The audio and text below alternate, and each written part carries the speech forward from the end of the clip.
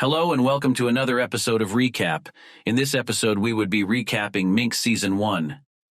In Minx Season 1, Joyce, a feminist with big magazine ideas, faces resistance at a pitch fest.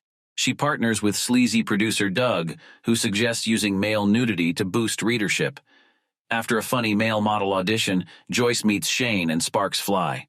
Pressure from her ex and guilt lead Joyce to back out of the shoot. But when Cosmopolitan succeeds with male nudity, she realizes its empowering potential. Joyce reconciles with Doug, and their magazine is born as Minx.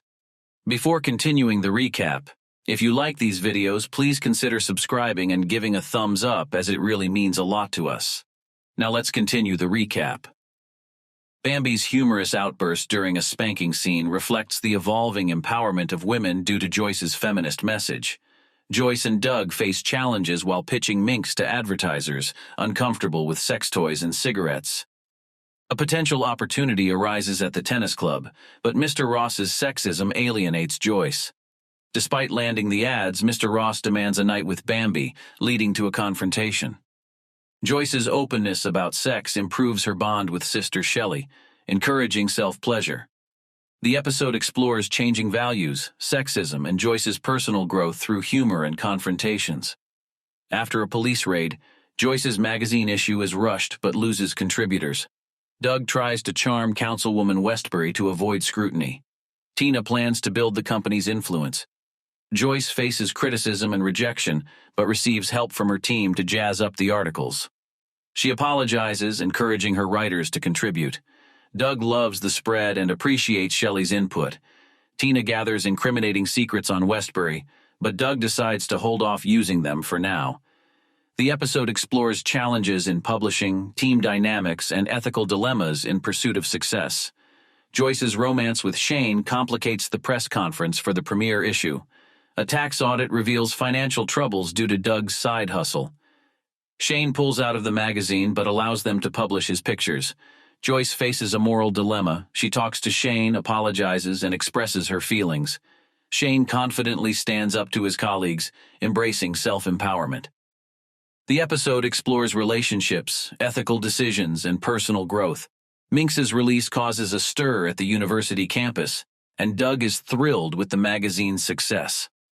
Joyce worries about criticism and the target audience. A misunderstanding with a journalist adds to her stress. Hate mail affects Joyce deeply, but Glenn offers dubious support. Seeing through Glenn's intentions, Joyce declines his offer. She goes on the radio and faces challenges but starts embracing her role, understanding its significance. The episode explores the highs and lows of Minx's success, Joyce's personal growth, and the complexities of her position. Joyce prepares for a radio interview with Dick Cavett, while Doug convinces ex-football player Billy to feature in the next Minx issue. During the interview, Joyce faces tough questions from author Victoria Hartnett, questioning her control and message. Joyce stumbles as Doug steals the spotlight, announcing Billy as the next cover star.